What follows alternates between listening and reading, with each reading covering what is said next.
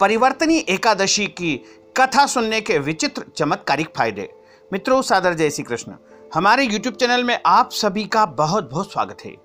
मित्रों, आज हम आपको बताने जा रहे हैं कि भाद्रपद मास के शुक्ल पक्ष की एकादशी, जिसे परिवर्तनी एकादशी कहा जाता है, उस एकादशी की कथा सुनने मात्र से आपके जीवन की सारी समस्याओं का अंत तुरंत हो जाएगा और आपकी समस्त मनोकामनाएं पूर्ण हो जाएगी। आपके जीवन में एक चमत्कार आपको दिखने को मिलेगा, क्योंकि इस दिन भगवान श्री हरि नारायण परिवर्तन करते हैं, अर्थात क्षीर सागर में करवट बदलते हैं। इसलिए इस एकादशी को परिवर्तनी एकादशी कहा जाता है। उस समय माता लक्ष्मी भी उनके साथ निवास करती है, इसलिए इस कथा को सुनने मात्र से लक्ष्मी नारायण दोनों की कृपा आपके ऊपर बरसने लगेगी। इस बार परिवर्तनी एकादशी जो है 20 सितंबर 2018 गुरुवार के दिन है और इस दिन इस कथा को सुनने मात्र से मनुष्य के जीवन की बड़ी से बड़ी मनोकामनाएं पूर्ण हो जाएगी और जीवन में एक अनुभव आपको प्राप्त होगा। एक अलग से विचित्र चमत्कार आपके जीवन में होने लगेगा। भाद्रपद मास के शुक्ल पक्ष की एकादशी को परिवर्तनी या फिर पद्मा एकादशी भी कहते हैं। यह श्री लक्ष्मी जी का परम आह्लादकारी व्रत है। इस दिन भगवान विष्णु क्षीर सागर में शैया पर शयन करते हुए करवट बदलते हैं, इसलिए इसे परिवर्तनी या करवटनी एकादशी भी कहा जाता है। इस दिन लक्ष्मी जी का भी भगवान नारायण के साथ पूजन होता है, क्योंकि देवताओं ने अपने राज्य को पुनः प्राप्त करने के लिए श्री महालक्ष्मी जी का विशेष पूजन अर्चन किया था। तो आज हम आपको बताने जा रहे हैं कि परिवर्तनी एकादशी का क्या महत्व है और इसकी कथा क्या है। तो मित्रों, आप सभी जो है इस कथा को पूरी अंत तक सुनिएगा और इस व्रत को यदि आप कर सकते हैं तो अवश्य ही करिएगा। इस दिन सुबह से आपको स्नान करना चाहिए और स्नान के बाद शुद्ध वस्त्र धारण करना चाहिए। पूरे दिन भर और रात भर व्रत करना चाहिए। इस दिन आप फलाहार ग्रहण कर सकते हैं। फलाहार में जैसे फलाहारी वस्तु, फल की वस्तु, दूध से बनी वस्तु या फिर अन्य कोई भी फलाहारी वस्तु जो प्रायः फलाहार में उपयोग आती है, वो सभी वस्तु इस दिन आप फलाहार में ग्रहण कर सकते हैं। यदि आप चाहे तो 2 समय भी फलाहार ले सकते हैं। वैसे 1 समय फलाहार का नियम होता है। यदि आपका शरीर साथ नहीं देता है, आपके शरीर में कोई व्याधि बीमारी है, तो आप दोनों समय, सुबह, दोपहर में और जो है शाम के समय भी फलाहार ले सकते हैं। और इस दिन आपको अन्न नहीं खाना चाहिए, चावल का सेवन बिल्कुल नहीं करना चाहिए और इस दिन आपको सुबह से लेकर के शाम तक भगवान श्री नारायण और लक्ष्मी जी का स्मरण करते रहना चाहिए। तो इस दिन आप व्रत रखें और सुबह स्नान करने के बाद भगवान लक्ष्मी नारायण का पूजन करें। पूजन करने के बाद उनको भोग लगावे, आरती करें और उसके बाद आप प्रसाद के रूप में फलाहार ग्रहण कर सकते हैं। साथ ही इस दिन आपको विशेष रूप से यह ध्यान रखना होगा कि किसी भी हालत में अन्न का बिल्कुल भी सेवन नहीं करना चाहिए। अन्न जैसे कि गेहूं होते हैं, चावल होते हैं, दालें होती है या कोई भी अन्न से बनी वस्तु का बिल्कुल भी इस दिन सेवन नहीं करना चाहिए। इसी के साथ लहसुन प्याज का भी प्रयोग नहीं किया जाता है और इसी के साथ जो है इस दिन जो है शुद्ध और सात्विक भोजन ग्रहण किया जाता है। जो भी आप भोजन ग्रहण करें वो भगवान नारायण को भोग लगाकर ही ग्रहण करें। साथ ही यदि आप व्रत रखते हैं तो इस कथा का भी आपको श्रद्धा पूर्वक श्रवण करना चाहिए, क्योंकि यदि हमने व्रत रखा है और कथा को नहीं सुना है तो भी व्रत का पूरा फल हमको नहीं मिल पाएगा। इसलिए आप ये भी ध्यान रखें कि यदि आपने व्रत किया है तो आप कथा भी जरूर सुने। कथा सुनने से ही व्रत का पूरा फल प्राप्त होता है। तो वामन एकादशी भी इसे कहा जाता है, परिवर्तनी एकादशी भी कहा जाता है और पद्मा एकादशी भी कहा जाता है।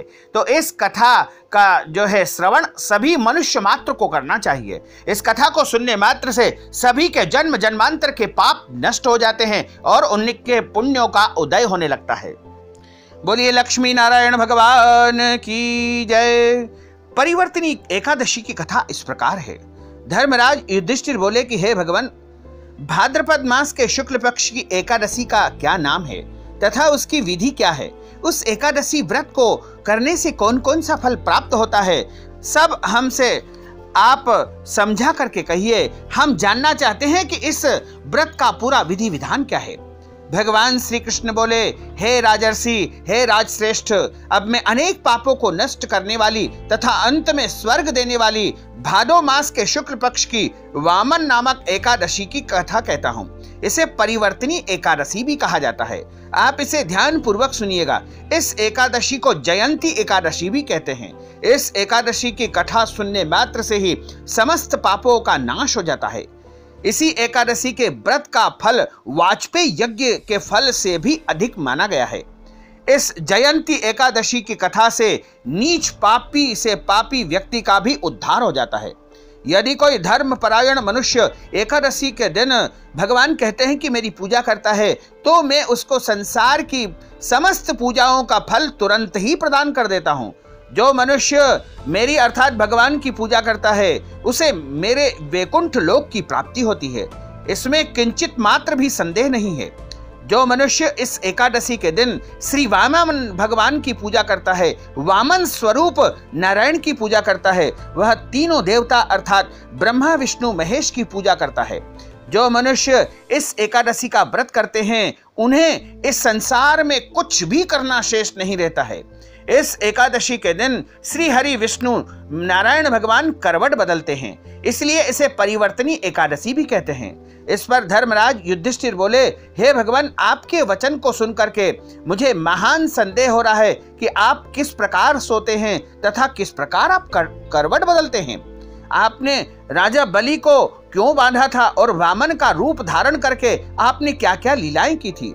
चातुर्मास्य व्रत की विधि क्या है तथा आपके शयन करने पर मनुष्य का क्या कर्तव्य है, सो सब विस्तार पूर्वक कहिए। भगवान श्री कृष्ण बोले, हे राजन, अब सब पापों को नष्ट करने वाली कथा का श्रवण करो। त्रेता युग में बलि नामक एक दानव था। वह अत्यंत भक्त, दानी, सत्यवादी तथा ब्राह्मणों की सेवा करने वाला था। वह अपनी भक्ति के प्रभाव से स्वर्ग में इंद्र के स्थान पर राज्य करने लगा।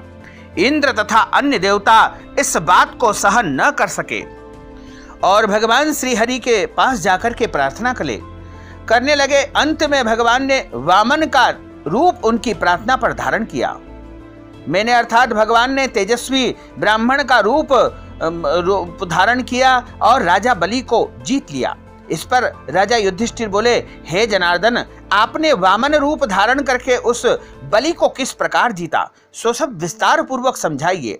श्री भगवान बोले, हे राजन, मैंने वामन का रूप धारण करके राजा बलि से याचना की कि हे राजन, तुम मुझे 3 पांव भूमि दान कर दो, इससे तुम्हारे लिए 3 लोक का दान प्राप्त होगा। राजा बलि ने इस छोटी सी याचना को स्वीकार कर लिया और 3 पग भूमि देने के लिए तैयार हो गया।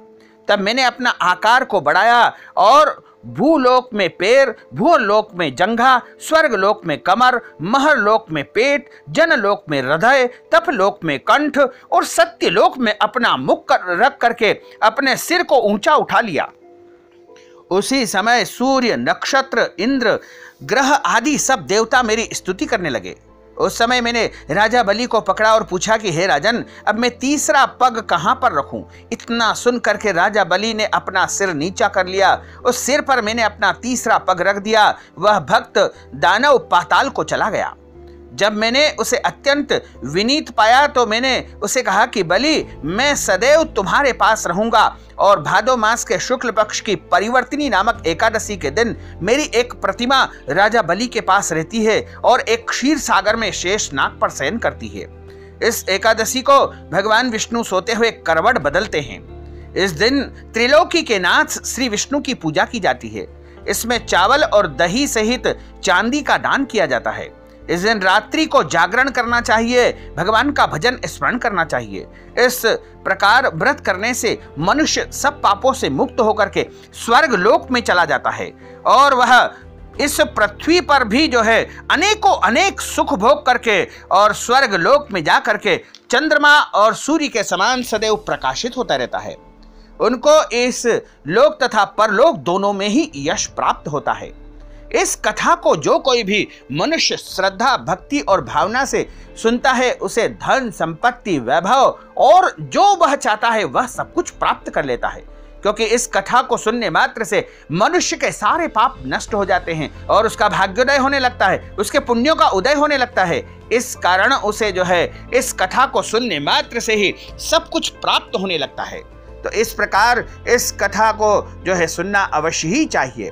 बोलिए श्री लक्ष्मी नारायण भगवान की जय। अच्युतं केशवं राम नारायणं कृष्ण दामोदरं वासुदेवं हरे श्रीधरं माधवं गोपिका वल्लभं श्री जानकी नायकं श्रीरामचन्द्रं भजे जानकी मनोहरं सर्वलोकनायकं श्री शंकरादिसेवितं पुण्य नाम कीर्तनं श्री राम राम राम राम राम नामतायकं रामकृष्ण वासुदेवा भक्ति मुक्तिदायकं रामकृष्ण वासुदेवा भक्ति मुक्तिदायकं रामकृष्ण वासुदेवा भक्ति मुक्तिदायकं रामकृष्ण वासुदेवा भक्ति मुक्तिदायकं। बोलिए गोपाल कृष्ण भगवान की जय। श्री वृंदावन बिहारी लाल की जय। लक्ष्मी नारायण भगवान की जय।